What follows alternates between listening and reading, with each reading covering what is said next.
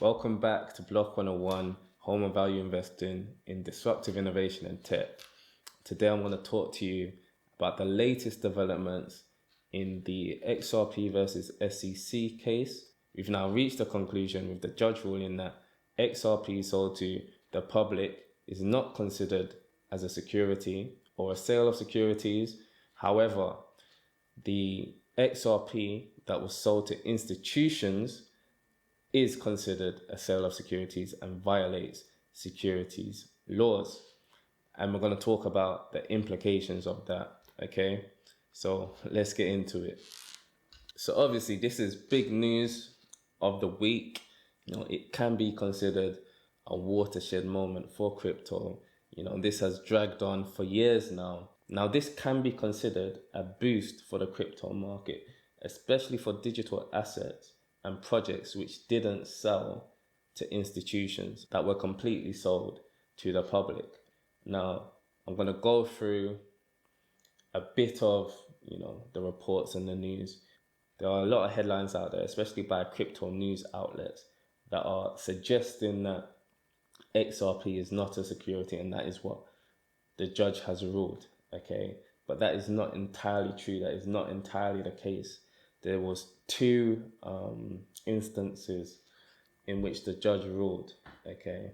So let's just go through this now. So I'm reading this off the Financial Times. I use them a lot, but I believe them to be the most reliable and reputable news outlet and the most unbiased. So this is from the Financial Times. So the SEC filed a civil lawsuit against the cryptocurrency pioneer in December 2020, claiming that Ripple sold 1.4 billion worth of its XRP token without filing the registrations required under securities laws. Okay. Judge Annalisa Torres threw out part of the SEC's case on Thursday, finding that the registration requirements did not apply to about 760 million of tokens that were sold on digital asset exchanges, because retail investors did not buy XRP with any reasonable expectation of profit from Ripple's business activities. But tokens sold to institutional investors were securities, she ruled. Okay, now just covering that. So you're talking about basically a 50-50 split, more or less, between sales made to retail investors and sales made to institutions. Now, you have Ripple, the business. XRP, the token, the digital asset, is different. So I can understand the judgment on that basis, because the pitch was entirely different. Now, the pitch made to institutional investors was an expectation of XRP, the digital asset, to appreciate in value. The case turns on a fiercely debated provision of US securities laws that bans the sale of investment contracts unless they are registered as securities with federal regulators. SEC and Gary Gensler, who is the head of the SEC, have said that, most, if not more than 80% of digital assets currently on digital exchanges, such as Binance, such as your Coinbase, are securities. The Howey test determines what qualifies as an investment contract and would therefore be subject to US securities laws. Okay, an investment contract exists if there is an investment of money in a common enterprise with a reasonable expectation of profits to be derived from the efforts of others. Okay. And I would have to say, based on that definition, he's right. They are right. They would be classed as securities. Now, I don't know anyone who has gone in to cryptocurrencies or digital assets without investing money, whether it be £100, whether it be £1,000, whether it be 10,000 or 100,000. Without the expectation of a return on that investment. No one. I don't know anyone, not a single soul. And they know they wouldn't be doing any of the legwork. They buy an asset on a digital exchange such as Binance for, let's say XRP is trading at 20 cents. Okay, they sit back and hopefully in 2 months time or 3 months time, XRP would have risen to, let's say, 60 cents, and they've made a profit. They've 3x their money without doing anything. It's based on the work of others. So I don't think there's really any leg for us to stand on in that regard. So the SEC has a point. I don't know how you can convince a judge that that is not the case. It's beyond me. So now I'm just going to look at how the markets reacted to this news. We'll go into a bit of technical analysis and predict or forecast what's going to happen from here. Let's start by looking at XRP. There's a lot of information going on my screen at the moment. I will explain to you all the different indicators I use.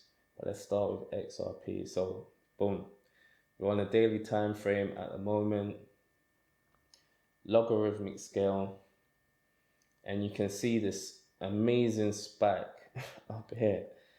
Yeah.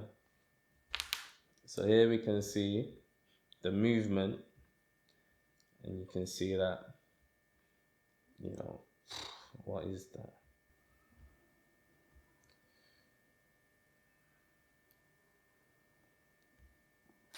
You're looking at a gain of what? 100%. Do you know what I mean? Went from 47 all the way up to 93. Yeah.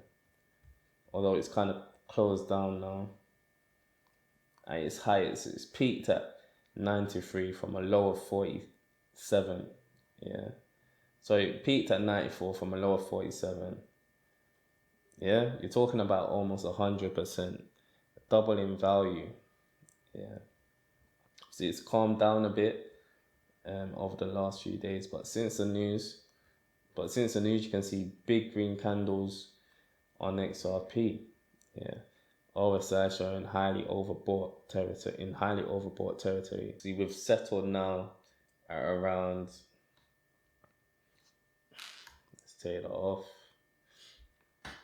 72, and we'll just see how that progresses over the forthcoming days. Okay, I will do a masterclass on the indicators that I use and why I use them in particular. If we look at BTC now, BTC barely moved on the news of the XRP case. Okay, it didn't really react that much. So this would have came out on Thursday. Yeah, barely even registered. That's a concern for me. Well, it's not a concern for me really, because I wouldn't expect BTC to move that much, but as a whole for the industry, it is a concern, because when Bitcoin's peaking like this and struggling to get past 30,000, what that ultimately means is that, if BTC moves significantly down to the downside, everything else will get pulled down. That's generally what tends to happen. All other digital assets will normally follow BTC downwards. Okay. So if we look at the total crypto market, excluding BTC and ETH, as you can see here, again, following the news of XRP, which affects, most other digital assets outside of BTC and ETH, you can see a spike. Yeah, the markets reacted positively to that news. And you can see us breaking past our downward trend. Overall, for the year, the trend, you can see, has just been on this downward trajectory. Okay. Now ADA, which I'm heavily invested in, which I'll disclose, also showed positive movement and reacted positively to the news, as the SEC and Gary Gensler came out a few months ago assessing that Cardano was the security, and you can see the drop. You can see the drop off here on the 11th of June. 10th of June. You can just see the fear in the market. But after this news, after this ruling on XRP, Cardano has started to react positively, and you've seen the green candles. Okay, so that's good news for Cardano. Yeah, I'm loving that. Okay, and then you've got other ones such as Solana, which got called out by the SEC as well. Again, as you see, that week ending Sunday the 11th of June, after the news broke out from the SEC determining Solana to be a security, you can see the fear in the market and the sell side pressure just enormous. But after this news regarding XRP, green candles, a breakout. Okay, so it's positive for now, but as I said at the beginning of the video, the SEC ruled in two instances. One saying that the sale to the public, the initial sale to the public, was not deemed a security. However, sales to institutional investors were deemed as a security.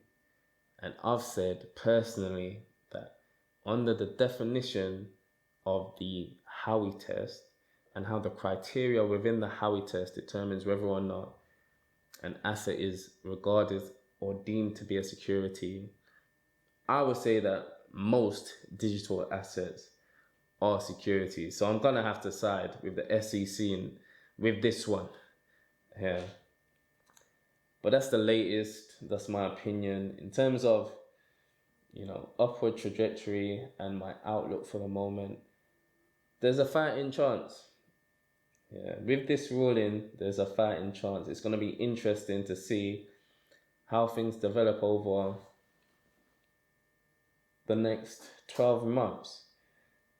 I've said in a previous video, when we're looking at taking risks and we're looking at competitive advantage, when you're operating in an environment where we've got high interest rates, when you're working with limited funds, and funds are a limited source of resource, you can only take a certain amount of risk. Everyone's got a capacity or a set capacity for the amount of risk they're going to take. And you want to take advantage of opportunities that will lead to the greatest competitive advantage. And at the moment, I would say that AI is an opportunity that would lead or has the potential to provide you with the greatest return on investment and lead to competitive advantage. That's it for today. Block 101, home of value investing in disruptive innovation and tech.